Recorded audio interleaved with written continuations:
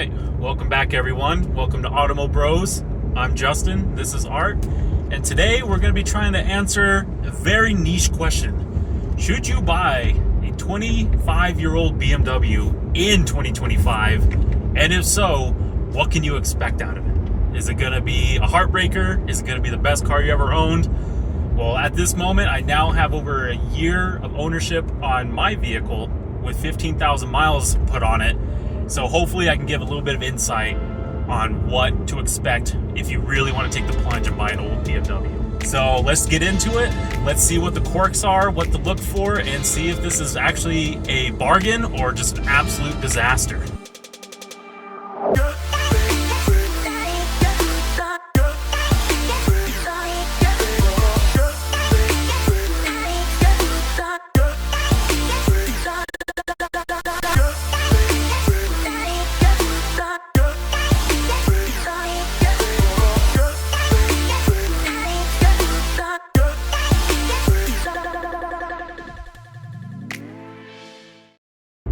Now, as a recap, this right here is a 2000 BMW 528i. Has a sport package, so I'm rocking the two-piece BBS wheels. It's a little bit lower from the factory. Got my M steering wheel to look cool, and it's got some grip.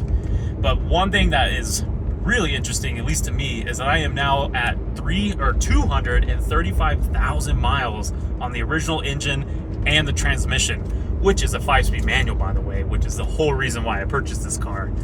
This is the E39 chassis, and depending on who you talk to, me included, this is probably one of the best 5 Series chassis that BMW has ever produced. And we'll kind of start with the outside styling, which at this point has just easily become a classic. It has swooping lines, it is just sharp where it needs to be, it's smooth where it wants to be, and it is the first BMW that introduced the Halo style headlights, and they just look fantastic on this car. It has just simplicity all around, just simple square taillights. It has a nice swooping hood. It's, a mile long, and there's just one particular body line that works its way from the trunk all the way through the front fender, and the wheel arch actually interrupts that line to kind of give it this illusion that it's wider than it really is. And just stuff like that just makes a car, I believe, just age like fine wine. Coming into the interior, again, this is a 25-year-old car with a ton of miles, and it's just a bank vault in here. This is back when BMW really cared about what they were doing. Every surface is a good material. If it's not leather, it's wood. If it's not wood, it's metal. If there is plastic, it's at the very bottom where your feet kick it. Like that's not a big deal. That everything is going to be plastic at that point, unless you're in some crazy expensive car, or maybe the individual version, I don't know. But it just holds up so well. Like, we're driving it through the mountains in kind of rough roads, and not a squeak, not a rattle. It just does its thing. Super comfortable. As a passenger, I'm like, I love driving in this car, man. I just kick back, sit the seat back. I'm like, it just wake me up when we get there. Yes. Like, this car, if you're looking for a highway commuter, this is it. It just eats the miles. When I take this to work, it's a weird feeling and a weird phenomenon, but to me, I feel like I gain energy driving this car to work. It's just something about how composed it is on the freeway, between the smoothness, the lack of air noise of anything, the comfort of these seats. It's just a great experience whenever you're going 80 plus miles an hour down the freeway. This is what this car was born to do, I think, and it shows. Early 2000s BMWs, they were all over the place. They fit in with the time very well. They stand out like crazy now. There's just nothing else like them on the road. So in this car, specifically the 5 Series, it is just a showstopper. It still turns heads. Like, even just being up here today, outside the car taking pictures, and people are slowing down, people are looking at this car, and I just wanted to shout out the exterior, because even the regular ones are special now. So I just wanted to throw that in. And that's what this one is. It has no M appearance package or anything. It's just the suspension and 2 pieces in the interior, it seems like, but it has the normal front bumper, normal rear bumper. The exhaust is silent. but it's becoming a looker now because there's a little bit of, I don't know if prestige is the right word, but we're keeping a old BMW on the road, which is, you know, typical people aren't going to do that. Yeah. So, I mean, I guess that's a good segue into the next section, and that's going to be the mechanical aspects of this car. Because, you know, as much as I like to praise on all the vehicles I own, it's definitely has not been perfect. It's been good for what it is, but it can always be better. And I believe this car is a very decent example of an E39. I am technically the third owner of it. It was owned by a single person for, oh man, I want to say from 2004 to 2023. So it had a long life with just one owner, and it was definitely garage kept. All the exterior rubber is in perfect condition. There's no leaks. There's nothing. There's no sun damage, just tons of rock chips, because this was definitely a heavy commuter car. But that being said, most of it's been good. I've had to do the typical BMW maintenance of this era, which has been cooling system. I've had to do the upper and lower radiator hoses. I've done the expansion tank. I've done a new water pump and a thermostat. And in the 1 year I've had it, I'm already on my second thermostat. The OE replacement one, I don't know if just these part qualities are starting to go downhill, but it lasted maybe 8,000 miles. I was not impressed. So now I'm rocking an aluminum, like a metal version, so we'll see how that is. But other than that, just doing the typical things. I've rebuilt the vanos. And by the way, if you are interested in this car by any means, we do have a playlist right here of most of the work I've done to it. So What is happening? Okay. So yeah, check out that playlist to see a few things that we've done to this car. It hasn't gotten that much time in the spotlight, but we have had to address a few things. But that being said, I do believe that this generation of BMW is pretty good for someone who's just learning how to work on cars. It's the same engine pretty much across the board, no matter what BMW you get. The maintenance is well documented online. Every known problem in this car has been addressed. I don't know about fixed, but addressed. You'll know how to fix it and then fix it again when it happens again. Yeah. But that has been the biggest part of owning this car, is that in 1 year I have done more work to this car than I think in the 7+ years of me owning a Toyota 4Runner. That has needed one part, an alternator, and that's it. This is always begging for a little bit of attention somewhere. If it's not an oil leak, it's an electrical issue. If it's not an electrical issue, it's some other mechanical something. So don't go into buying these old BMWs and think you're just going to turn the key and drive it and never pay attention again, because it does require you to pay attention. But if you like to tinker, you can tinker on these forever. It'll always give you a little mini quest to be doing. You know, Yeah. Some things are much more important, much more critical than others. But for the most part, like, yeah, you can always put a wrench on this thing. So yeah, like if that could be a pro or it could be a con. Yep. You know, that's what. Yeah, just throwing that out there. It just depends. You know, if this is your one and only car, you know, take caution, because it might leave you stranded. It might not. This car hasn't, but it has required attention that has had me to keep it in the garage for a few days to get it fixed, and I've had a second vehicle to drive. But when it is running right, it is so rewarding, because you get to take it on a road, kind of like what we're in the mountains right now, and it just feels great. Everything is still solid. Everything, it just handles well. You get to experience what rich people did 20 years ago. Like, it's just great. You get to live like a 2000 rich person, and it's the coolest thing, because it's not expensive to work on. It just does require little pieces often. And it's all kind of outside the engine. It's all the things that are kind of around it, you know, and maybe some rubber bushings and some plastic pieces. But the engine itself is, I hazard to say, like, bulletproof. Yes. Yeah, that's a good point, because this vehicle, it's the 2000 model year, and I believe for 99 and 2000, the M52 engine had a heavy refresh. This is the M52 TU B28. So it is very similar to the M54, which that includes the dual vanos. It has an aluminum block and the DISA system. Like it's just a little bit more complex. It has like this weird hybrid mechanical and electronic throttle body, so it's kind of funky. But that being said, with the amount of miles on this car, you know, granted, you know, you just have to take my word for it because I'm not going to dyno it the way it is. It feels like it hasn't lost any power. Yeah. The torque is there. It pulls all the way to red line every single time. It doesn't burn oil, Right. which that's always weird. I check the oil level probably every 2 or 3 days because it just doesn't make sense. The coolant level stays level. Like it, the engine, the engineering, the block, pistons, whatever is great. It's just all the little bits and pieces bolted to the engine that want to give you problems. Yes. The plastic pulleys, the belts, the vanos, even the parts I just mentioned, the DISA, everything has these weird manifold valves and everything, and those just want to go out because they're made out of this strange rubber that over time just turns into a hard plastic. I've only experienced that on a BMW, and when they go out and turn into a plastic, they shrink, and that gives you all the typical leaks that you find in these cars.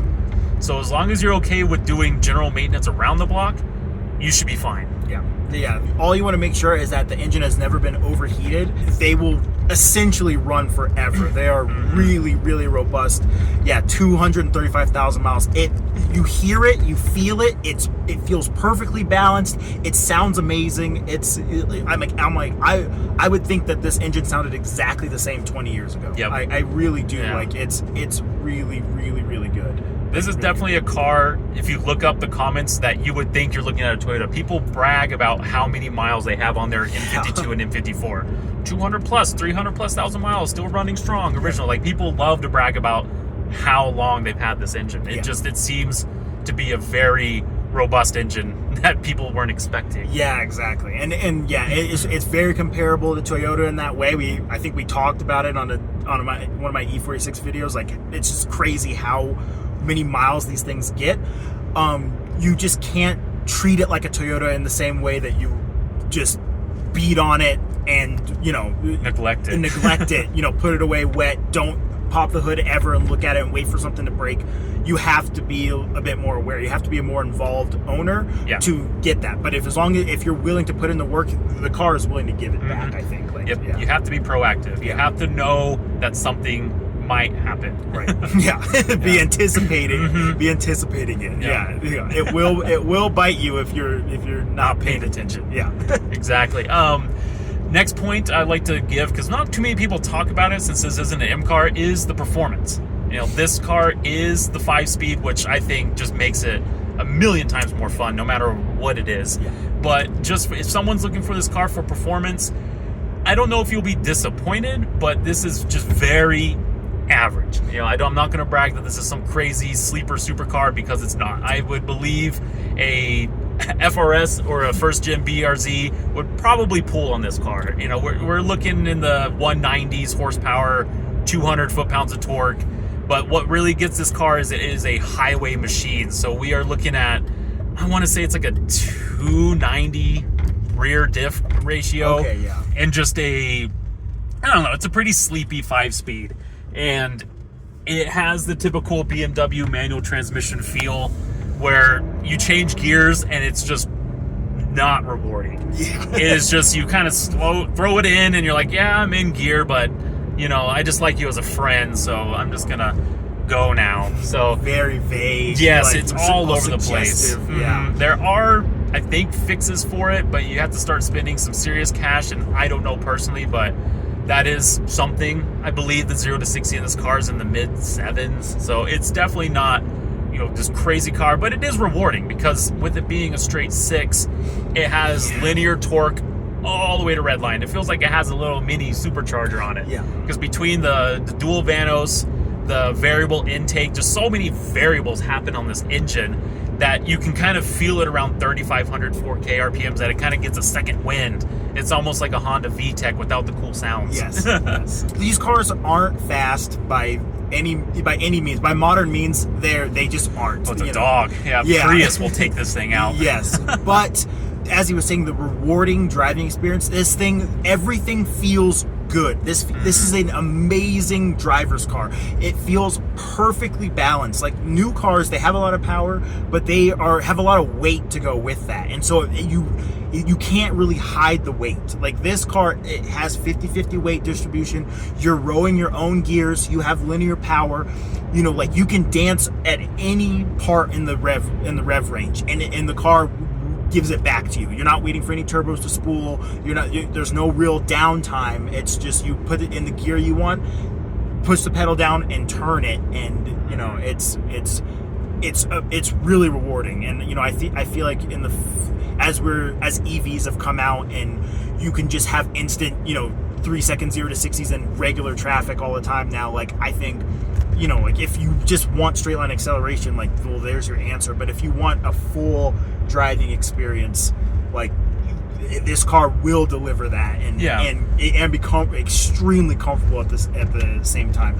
You know, I just want to throw at you this, you know, talking about the suspension in this car, and also just like, I do want to throw the suspension at you. Okay, yeah. So this does have the sport package. So it has like the Sachs struts and the, I don't know if they're M or not, but just sport springs. So it's a little bit lower than a normal E39, but it's enough. Like the car is not stance by any means. It's not really high off the ground. It's in a nice sweet spot, and it's just something crazy about owning one of these old BMWs is they've already pushed everything to a healthy limit.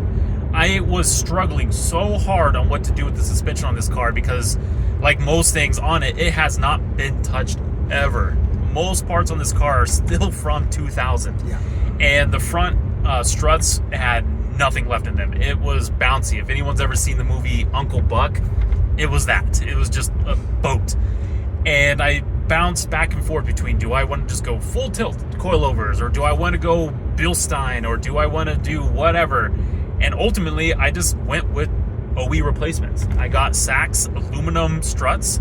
I even kept the 235,000 mile springs, and I am beyond I'm so satisfied with how it feels. It is just great. Yeah. I thought it was going to be just average, but for what it is fantastic. Yeah. Something to know about this 5 Series, the E39 suspension.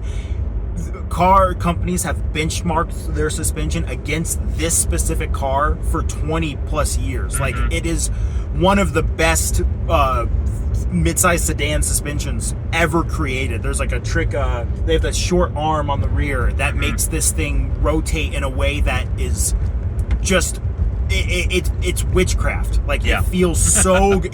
Like I didn't know how blown his suspension was. It felt great, and then he fixed it, and then you're like, are you joking me? This car, it turns like it weighs 800 pounds less than it does. Yeah, I got weight savings from just refreshing the bushings. It's wild. And full aluminum everything, every arm, subframe.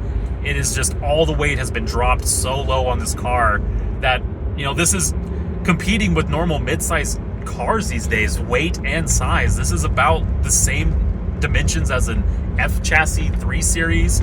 I mean, it competes with the Honda Civic these days. It's the same dimensions as a Honda Civic, a modern Honda Civic. Yeah. And around the 3,500 pounds, that was heavy in 2000. That's almost light, especially compared to a new one. When they're pushing over 2.5 tons, weighs more than my 4Runner.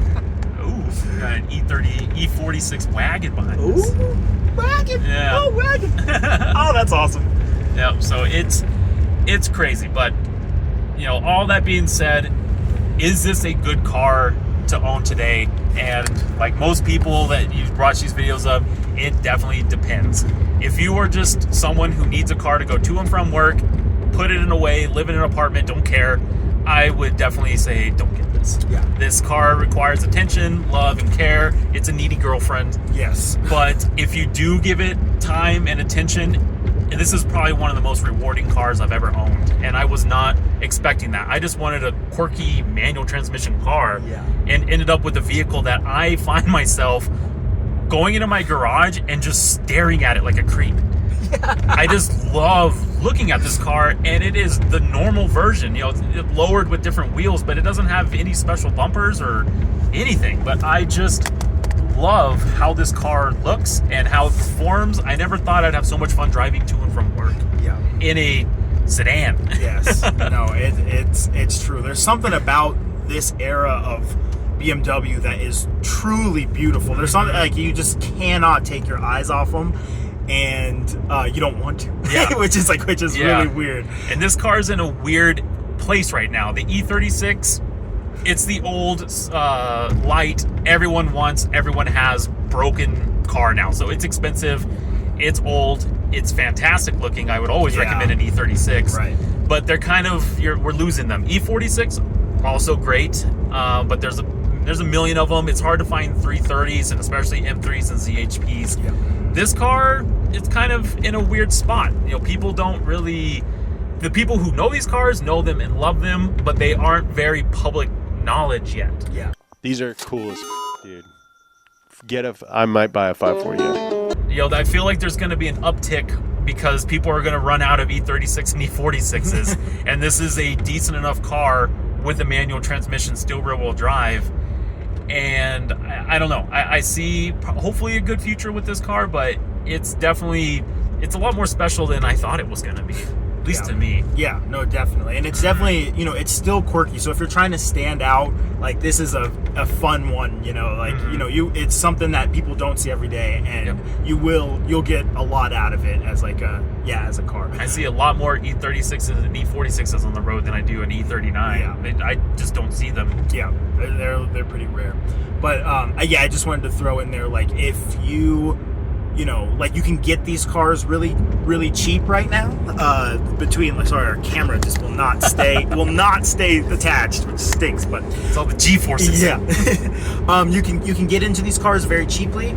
But to repair them, if you don't do your own work, you know, like if you're gonna get this car and take it to a mechanic, be rich. Like labor costs are insane, and the labor time is high because it takes a while to dig into one of these engines to get to the problem. Yeah, so like they're not hard, it's just a little bit time consuming, you know. So like I definitely recommend it if you work on your stuff yourself or with your friends, because these cars will bankrupt you very quickly trying to keep them in that condition on your time, on somebody else's time. So I just wanted to throw in that little caveat, but they are extremely cool, very comfortable, insanely well built. He's flying down these roads right now, and it's just nothing. It's not. You would not think that this car was 25 years old. Like, not at all. Like it held together so well. So, yeah.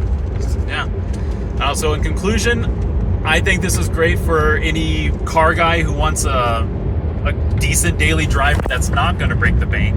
If you do all the work yourself, they're affordable, they're fun, they're very well balanced. So, yeah, give them a chance. I don't think you'll be disappointed. No, I don't think so. Ooh. Yeah. So I mean, that's about all the yap I got in me on this car. Yeah.